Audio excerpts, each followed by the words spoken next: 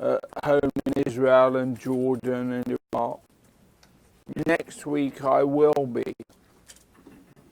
We have problems there, huge problems. But we can only move forward with those problems if you will come with us.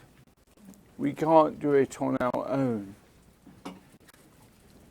Such terrible persecution of the Christians there. And yet, I have to be also honest that our relationship is not just with the Christians.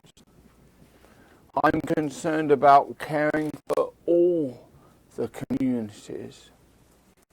And the communities I've been most involved in Iraq, they call me Boona Andrew, Father Andrew. He's not just a Christian, he's a Shia Masihi, a Shiite Christian. But then they changed it. He's a Yehudi Shia Masihi, so a Jewish Shiite Christian. But as I say, I'm not just Shia, I'm with all the Islamic community. And my assistant is another doctor called Sarah Ahmed. And Sarah Ahmed is a Sunni. Well, no, I can't say that. She refuses to say if she's Sunni or Shia. She probably is, but she's Islamic. She says, I'm just a Muslim. I'm not being defined as a Shiite or a Sunni. I'm a Muslim. Because so much of the Islamic community has been divided in recent years in Iraq. And she is a person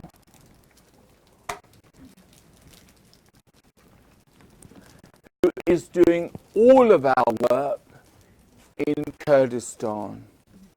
You know, after the massacre in Mosul and Nineveh, the Iraqi Christians fled north to Kurdistan.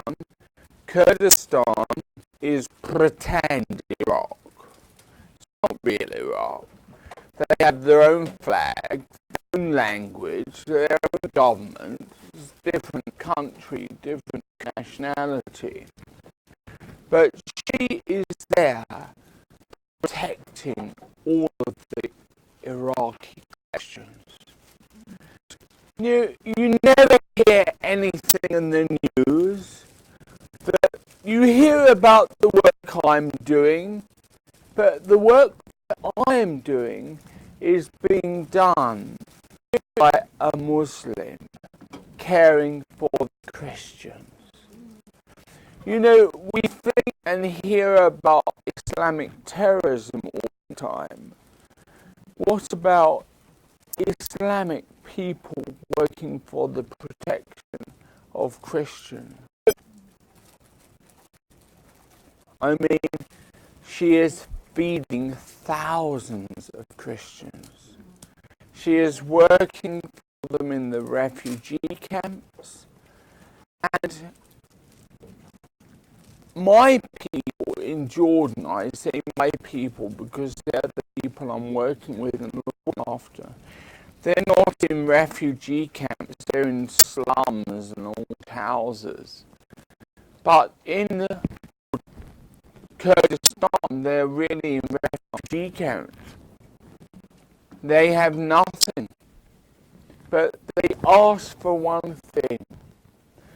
They said, in our refugee camp, Jesus hasn't got a tent. And I said, really? So we got Jesus a tent in the refugee camp. And they put two statues, one of Yosef and one of Mariam. And they put Jesus in a cradle because they wanted him there for Christmas. And so Now Jesus is there with them. Thank you to my Muslim. Isn't that incredible? And so I want to make that clear as the world goes on about how evil Islam is. Because whether you like it or not, my biggest partner is Muslim. And we have to work together, not against each other. What we're seeing going on, what we saw in Paris, what we saw yesterday in California, is, as far as I'm concerned, the beginning of a third world war. It's like unlike any concept of war we may have had before. Society is falling apart.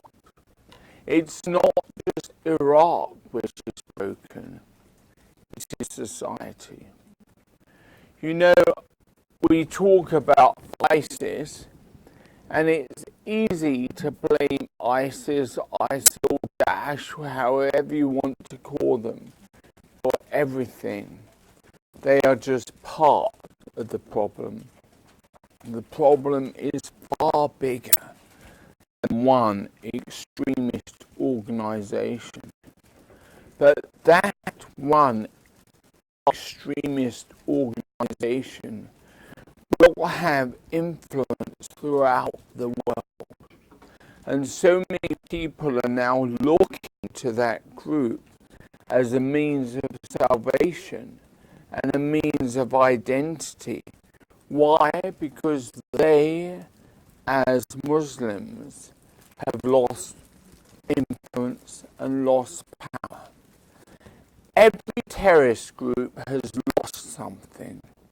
Why are they terrorists? Because they have lost.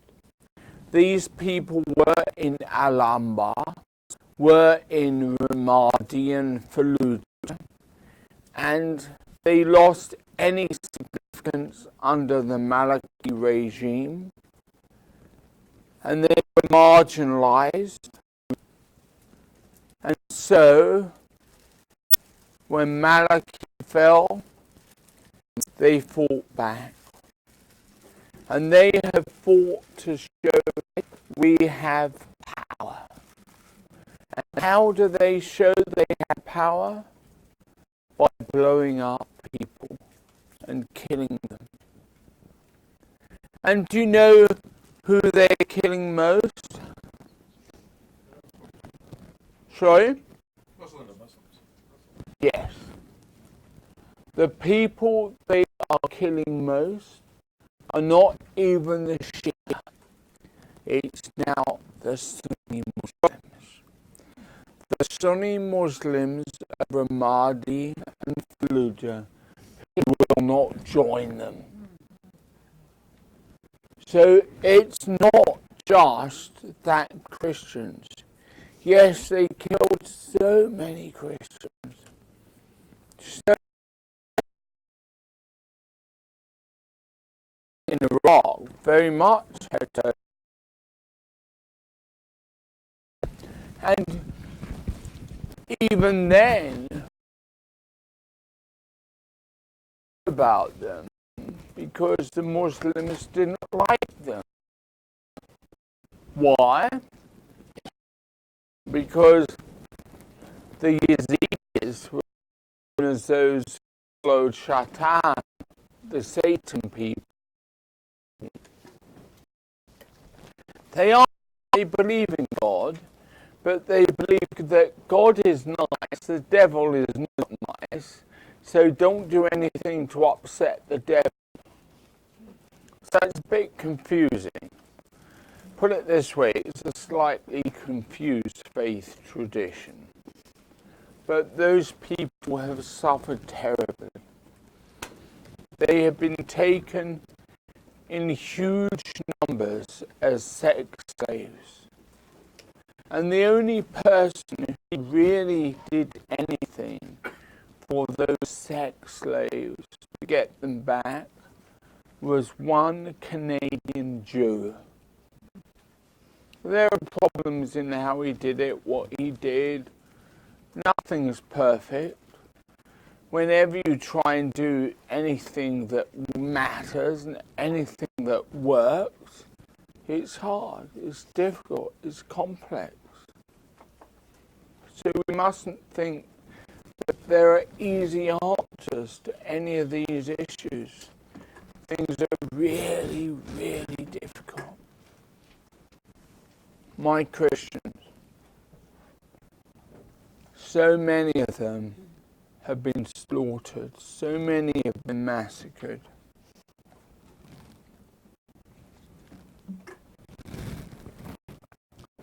The issue with the children is what hurts me most. How ISIS turned up one day, and I must confess I'm finding this story quite difficult because I tell it all day, every day, because people need to hear it. And I think, oh, I've told that already, but I haven't told it to you yet. They turned up, ISIS, and they said to Yusuf, you have got to convert to Islam or we kill you and your children. He couldn't consider watching his children being killed. He said the words that he would convert to Islam. And he phoned me and said, Abuna, will Yeshua forgive me? I said those words. I will never do that. I said, Yeshua knows what your words are. Yeshua knows that you really love him. He won't leave you. Most of us would have done the same.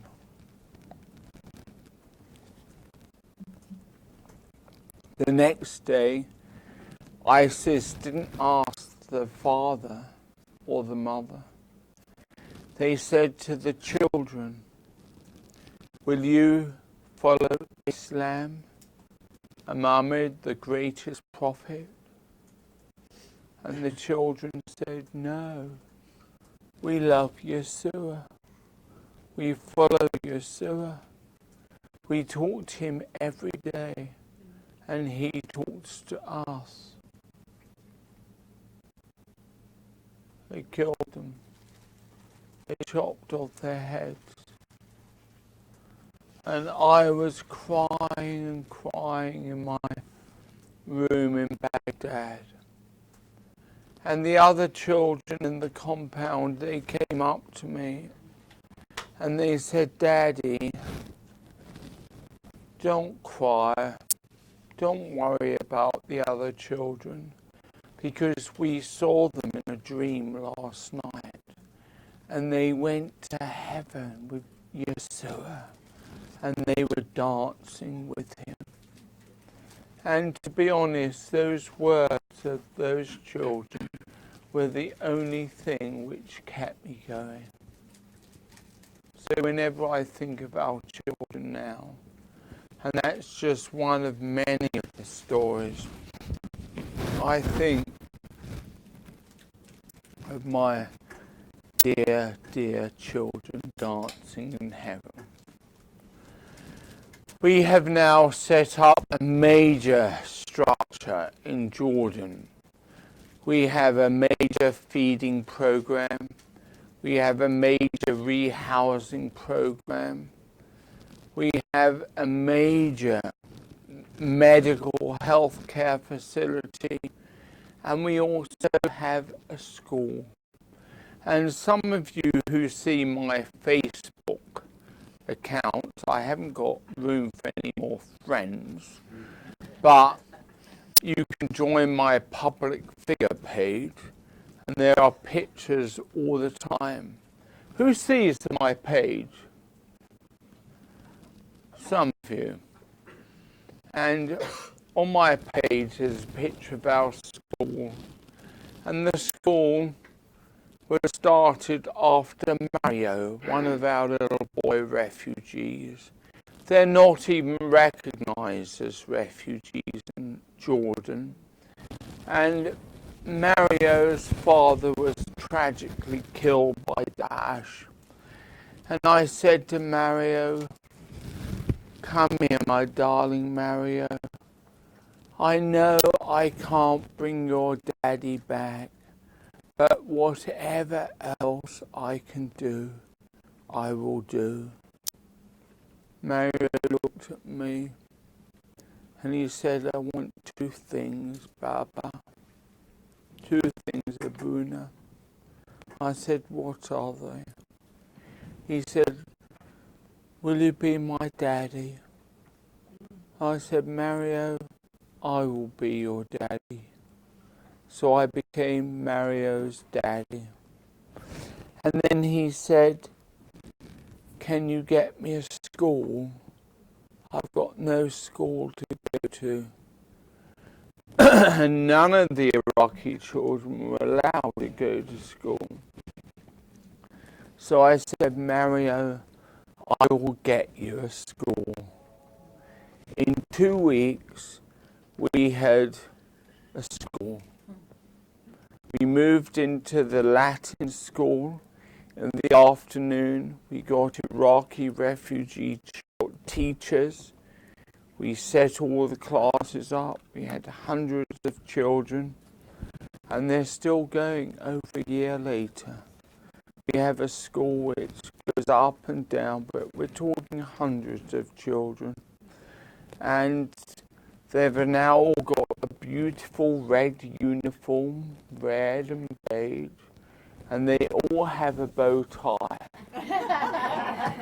And they have a bow tie because they say their founder has a bow tie. Even though I'm usually wearing my priest clothes, they know that I have a bow tie. So I have now got the bow tie of my school. I was in class 5, and after the summer they had a 2-week recess, not long, just 2 weeks. I said to the headmistress, "Can I go up to class 6 now?" She said, "No, Abuna." I said, "Why not?" She said, "You didn't do the exam. You're going down to class 4. So they put me down into class 4. And class 5 had a riot. They said they wouldn't stop it until Abuna was allowed back into his class. All the children in our school, they carry a cross from Bethlehem, an olive wood cross like this. All of them carry it. And the children, I said to them one day when I was giving them out, I said, "I want to give you all a cross." And Yosef started to cry. He said, "I want a cross for my daddy." He said, "But they've killed my daddy. I want him." And I gave him a cross. And I said, "This one is for your daddy. Will you take it and put it on the altar? And your daddy will know it's his." And so he took the cross and put it on the altar for his daddy. And then, a few weeks ago when I was coming here to America, I said, "What do you want me to tell the people in America about your situation?" And that same little boy said, "Will you tell them that Jesus loves them? And will you take my cross and will you give it to them?" And so I've got his cross here. Who wants it?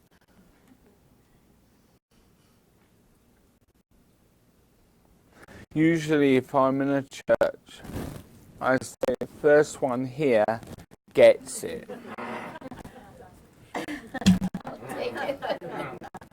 First one here, Faith, gets it.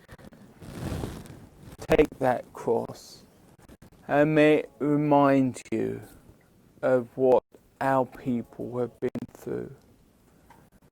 And they want you to have that cross. Because his daddy hasn't got his cross. You have got his cross. We've got another thing we do with our children. We know that we've got Jesus, the light of the world. Right? See, our pens light up.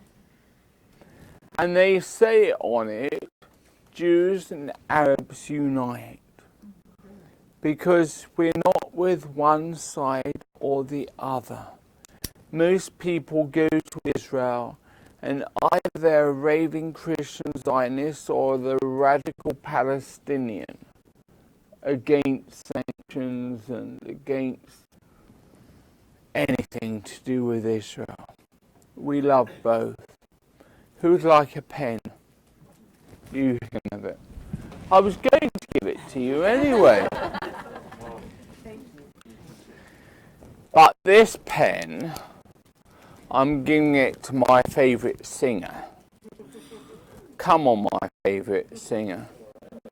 I went to her church one night and she was leading worship, and I said to you then, didn't I, that you were my favourite singer. So, favourite singer. And I'm going to stop in a minute so you can ask me questions. Our refugees are not allowed to work, not allowed to earn any money. So they started making these bracelets. And these bracelets are black, signify all their people that were killed. And they have a cross signifying all those who have been raised to new life. We have these round our wrists all the time. And we would like you to have one as well. But there's one condition. You give a donation to these people. Even $1. So they're there.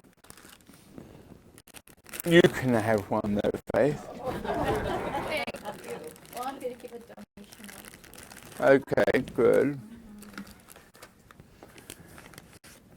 The other thing I have to give out is when they came into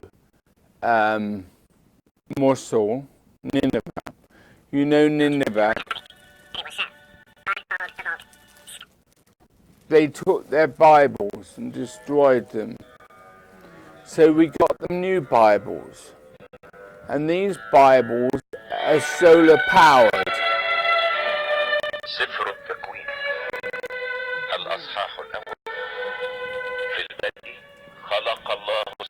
And they taught English as well. Genesis, chapter 1. In the beginning, God created the heavens and the earth. Isn't that great? And we get these Bibles for everybody. And they cost us quite a lot. But it's a wonderful way that the Word of God still comes with them. Are you an Anglican priest? Yeah. Would you like this? When you stand up for the Bible reading on Sunday, I dare you to Psalms, play this. Psalms 1 through 41. And then you can tell them about what your Bible is from. And that tells you how to use it. Right, I'll shut up now. Any questions? I have a microphone, so if you have a question, please.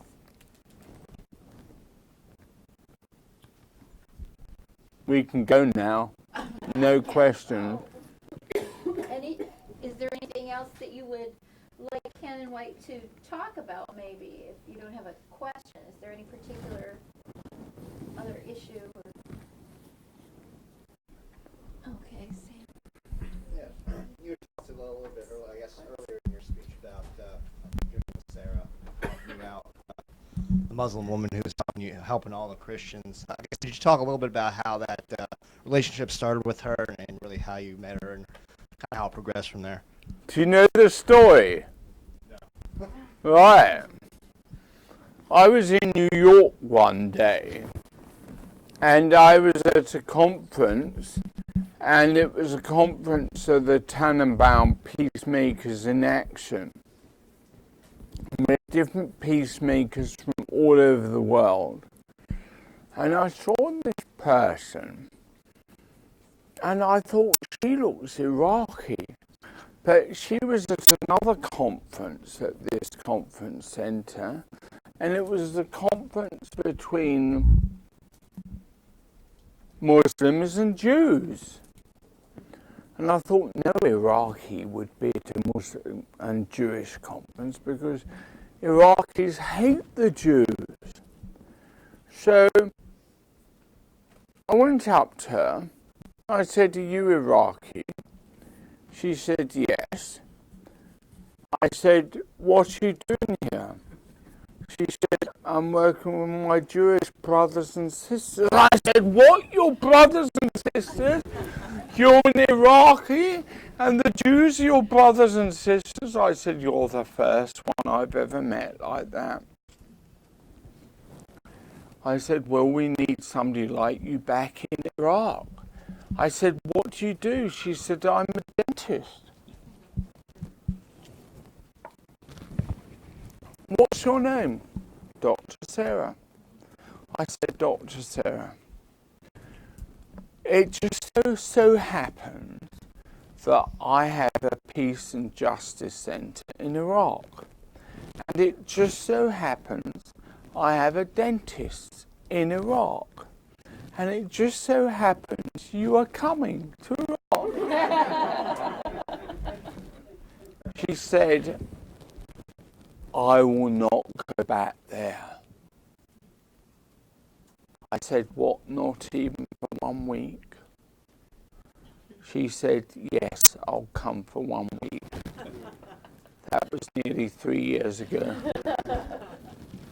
She's still there.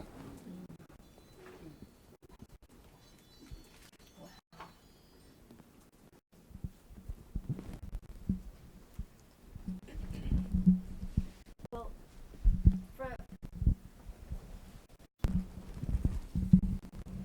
our hearts are so moved by what we hear and what we see, but I, for one, feel so helpless.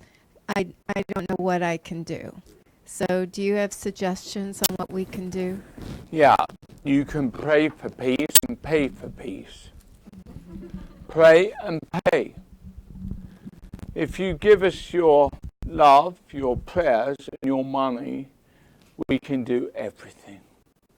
We can't do it on our own. Together, we can do it. One of the really good things is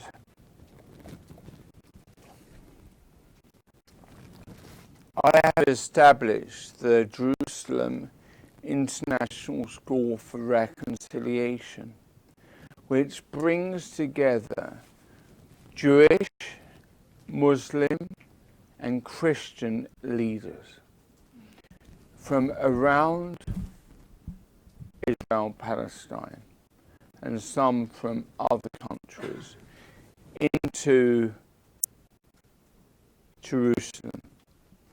And we had this school, and we're linking up with Truro Church in Fairfax, Right. Virginia. And we're really asking for people They can come along to our course, which we run, academic course, which we run last week of August every year. And it's very well attended, and we want more people to come. Last year, we had people from 5 continents, didn't we? Quite well Wheatonized, good Wheaton representatives. We tend to do that kind of thing. But apart from that, there are people from all over. And we want people who will really encourage their own communities, the churches, the synagogues, the mosques that they are part of, to come with us, to help us. So that's what we can do. We can do a lot. I told you all the different kind of things we're doing.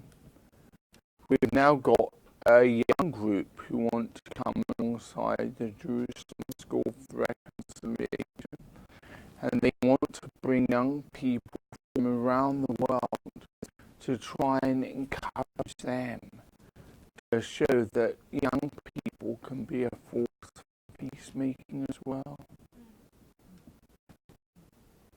From all continents. So we want you to come to our school in August. Any places left? I better ask that first. It's about 20 left, aren't there? Yeah, they're still compiling the list, so there's still openings at this point. Yeah. And it's the end of August.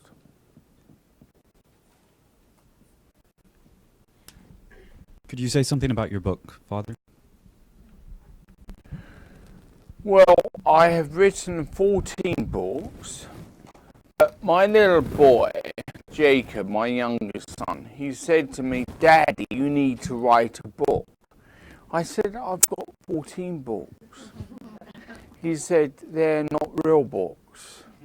I said, "Why not?" He said, "They haven't got hard covers." So this one has a hard cover, which means it's harder to carry around. It costs more money, but we want you to buy it.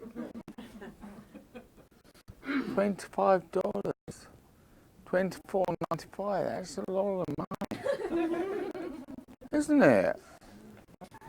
But the book is good. I always tell people, don't bother reading the book. Just look at the pictures. And if you look at the pictures in this book, it tells you everything. Who'd like to look at the pictures?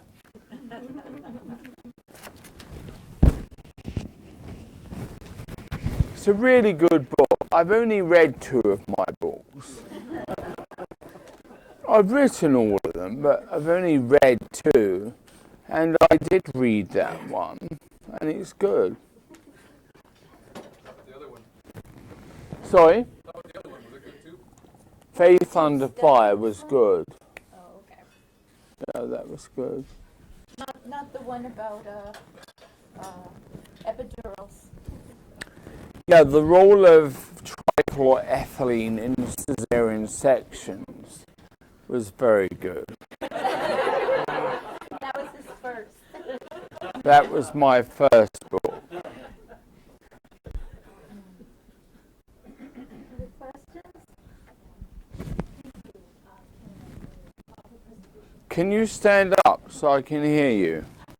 Just go back a little bit about when you were speaking about the refugees. I wanted to know how neighboring countries have received, especially the Christian refugees coming out of Iraq and Syria. How the neighbouring countries like Jordan and Syria. Well, let's take them one by one. Jordan have been outstanding, but they've got no money to support them or enable them or encourage them or even educate them or provide them relief. But they did let them in. They've now closed the door. Syria was where a lot had taken refuge even before the ISIS crisis. But then they've come back to either Iraq or Kurdistan. Lebanon have taken a lot, but as you know, things are not stable in Lebanon either. Turkey has taken a lot, but the people in Turkey find it really difficult, and there are lots of complaints about what it's like for Christians fleeing to Turkey. And so all those countries have taken people. The country which would like to take people but cannot is Israel and Palestine. So Turkey, Lebanon, Syria, they've taken them. They don't like being there. Jordan has taken a lot. And out of all our hundreds of refugees, we've just got 5 families who have actually been given asylum elsewhere. And you know, there are more Iraqi Christians in Chicago than there are in Iraq. So a lot have got to Chicago and Detroit, but they're not cared for by the churches. The churches all say, we will help, we will help. Liars. They do nothing. I'm sending over my refugee funds for Iraq to Chicago to help our people. Canada, they have taken some people. The Canadians are really good. The Canadian churches are really helping. The Canadian synagogues are really supporting. And so our people would rather go to Canada, but it's a bit cold.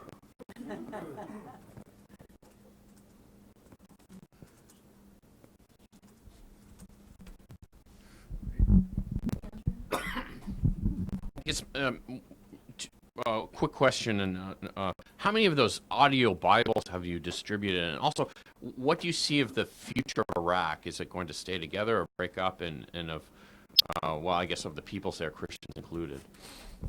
Well, the reality is we do not know. You know, it's very clear that there's 2 major sections, the Kurdish section and mainland Iraq. And in reality, Kurdistan is a separate country anyway. If it did break in 3, it would probably be Al-Anbar, the Sunni area, the Shia areas in the south, and the Kurdish area in the north. I honestly do not know. If you'd asked me that 5 years ago, I would have given you some answer.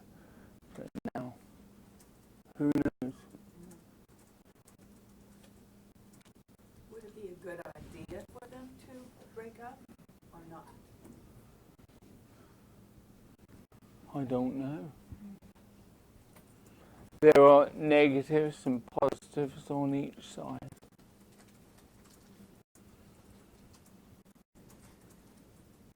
Here. Oh, sorry. Oh, just Emily? Thank you. Thank you very much for sharing with us, and thank you especially for what you're doing with the children there.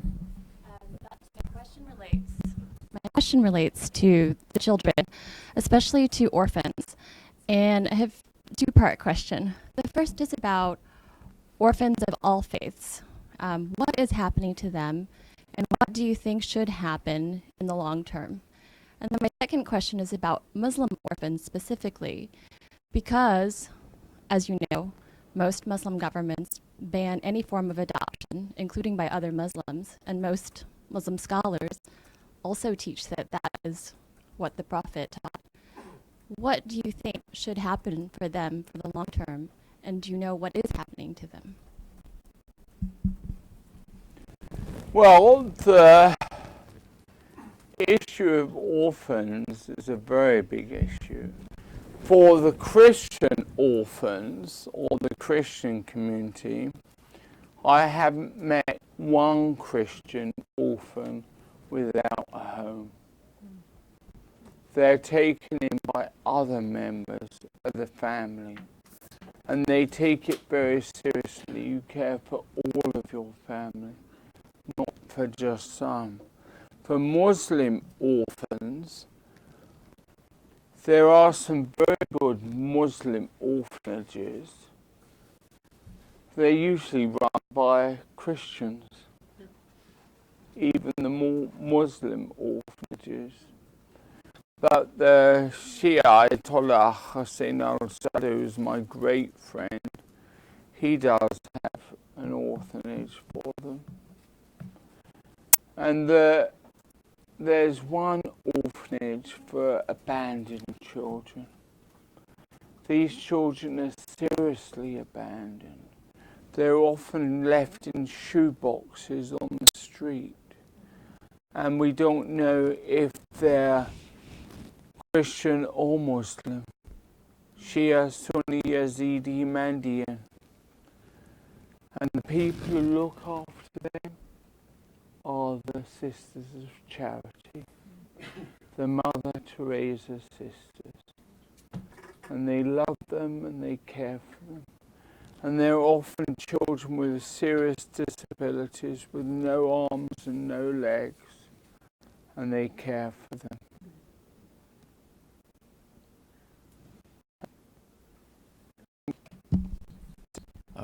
We hear a lot about these sort of Jesus movements, and particularly from a couple fellow Anglicans working in northern Iraq, that many of a number of ISIS fighters and Al-Qaeda types and stuff like that are coming to Christ, that there's actually a big movement of that within those organizations.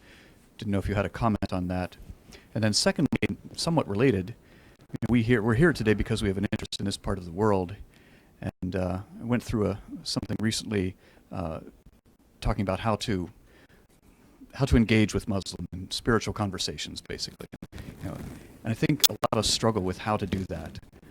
Right here, as you say, the problem is here too. And how would you advise going about that whole process of just relating to Muslims, having those kinds of conversations? I didn't know if you had any thoughts on that in particular.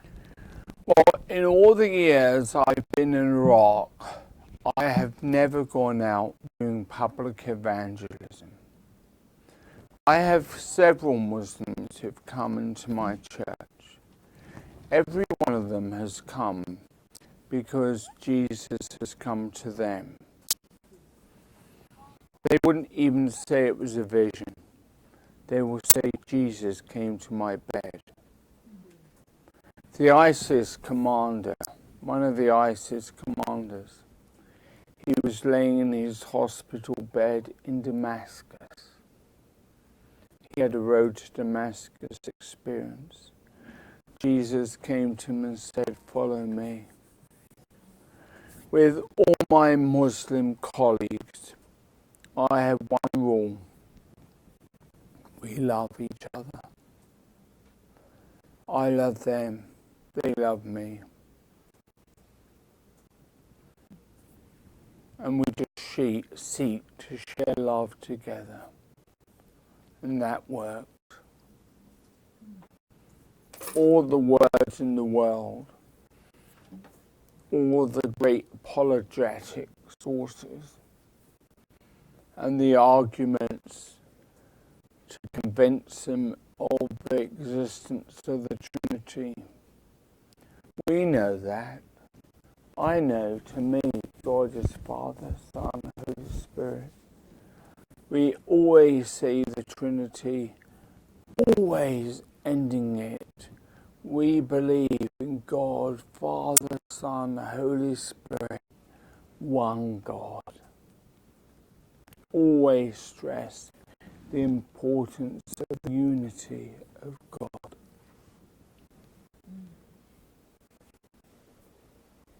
And Jesus comes and does the rest. He's a far better evangelist than I am. Well, I'm going to ask the last question then, unless anybody else has something you're just dying to say. Andrew, you wanted to ask about the Bibles too, right? Oh, I was just curious, how many of those audio Bibles do you Few thousand, a lot. Great. And the Australians give us a lot. And the Irish give us a lot. And we're really thankful to these people who give them to us. And do you know where they're made?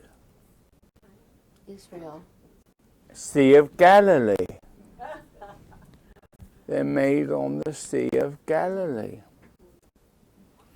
I launched my new book, the good one. I had the book launch on the Sea of Galilee 3 weeks ago. But you can buy it here, and I'll sign it for you.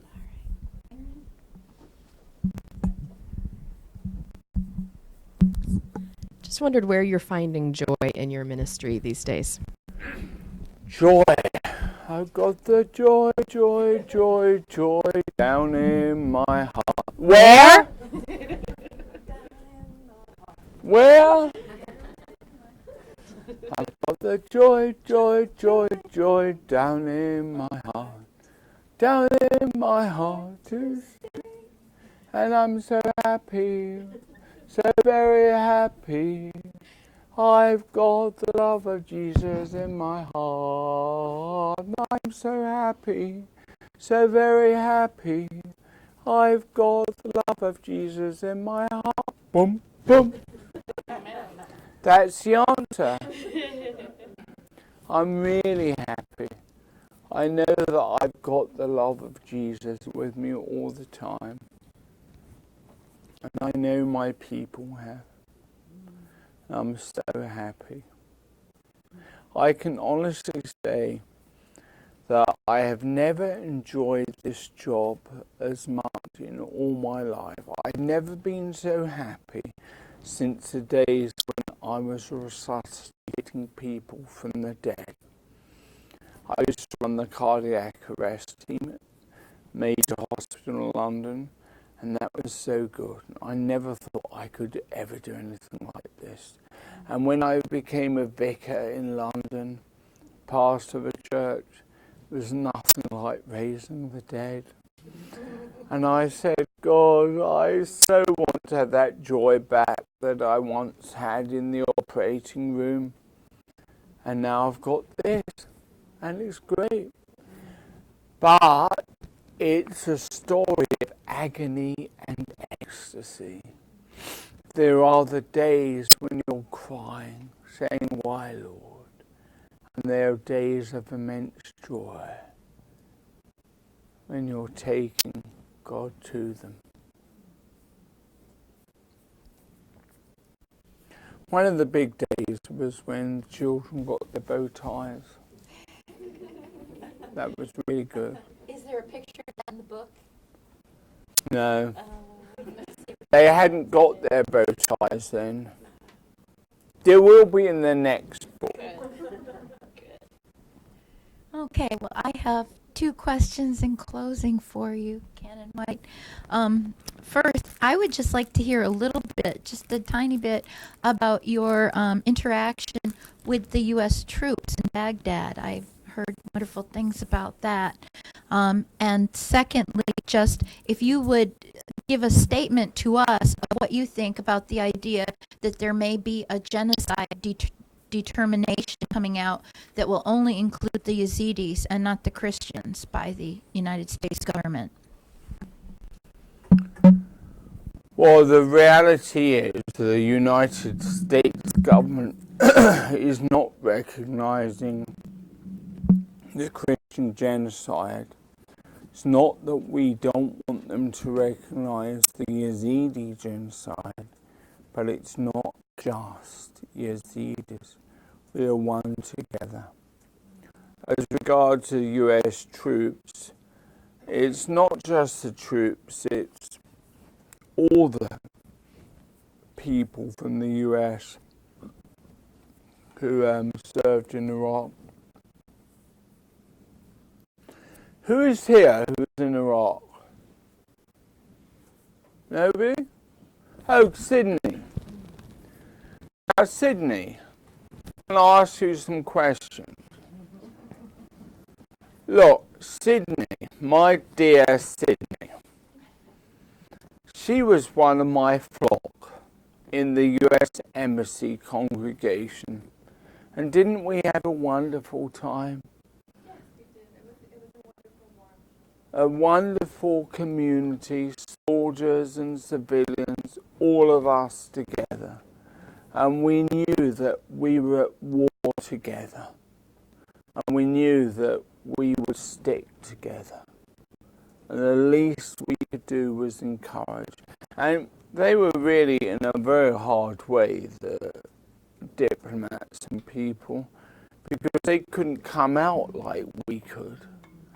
And we used to be out in the real world, and they were stuck in the pretend world. It was a bit much, wasn't it? A little. But we used to try and bring our people into you, didn't we, sometimes? If you were good. And it's amazing that even now, my board is meeting tonight. My board is mainly made up of people who served in Iraq with us. Everybody from Ambassador Bremer to General Kicklighter to who were we with yesterday, Peter? General Boykin. Really good people. And they are great people. And you have some great people in your land. And they will keep the word going. And we have one great singer.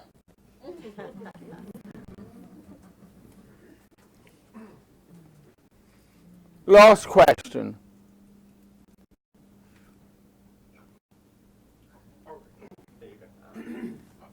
Curious, talking about, you mentioned Sarah, you were so surprised about her response about Jews and caring for Jews.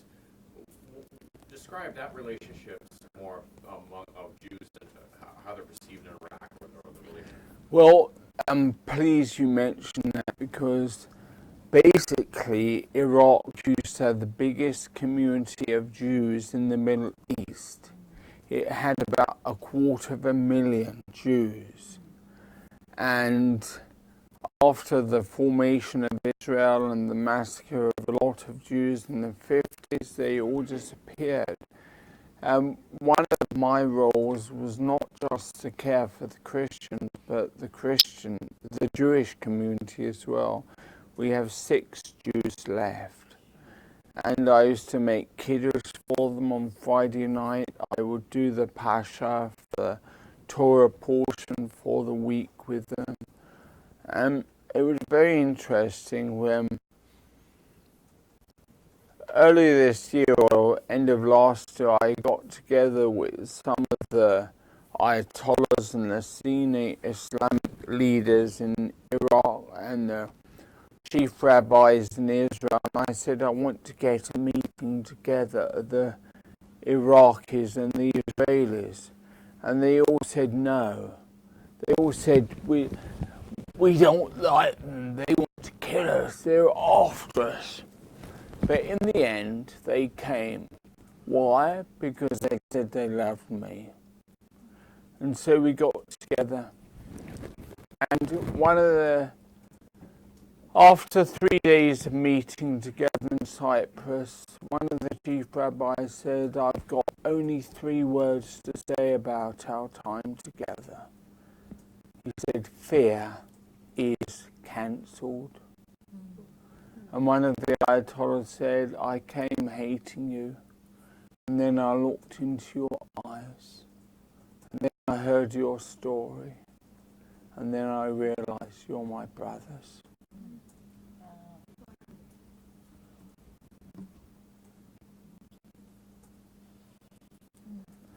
And that's how our Jerusalem International School for Reconciliation started, out of that meeting.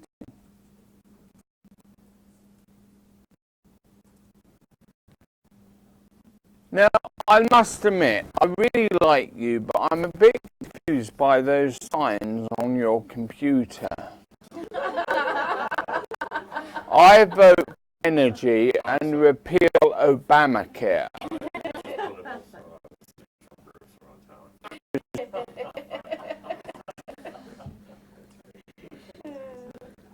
He's a good guy. Does that mean he's one of us or one of them? Well, he's an Anglican, so he's one of us. Yes. I mean politically, one of us. One of us. Oh, good. That's all right. 'Cause I'm not one of you Americans anyway. Well, we could have a whole discussion on the British health service, but we won't. So, Mark, would you pray for Canon White before we thank him with our Oh, you can do that. Yeah. What language? What's that? What language? Coming from me? Yeah. It'll be in American English. Never mind. Let's play along. Yeah. If I could ask, this may be weird for some people, but if this is how you believe, just stretch your hand towards Canon so we can bless him. Father, we don't know exactly what to say, but you know what's on our hearts and you know what the needs are, so we just ask your blessings and protection on this man who already has been given so much energy by you, but needs so much more. So send your Holy Spirit, empower him, dispatch him, protect all of us, help him, and work with him, prosper his ministry in every way, and bring it back to us. Anyway. Pray in the power of your Holy Spirit in the name of Christ our Savior. Amen. Amen. Thank you so much.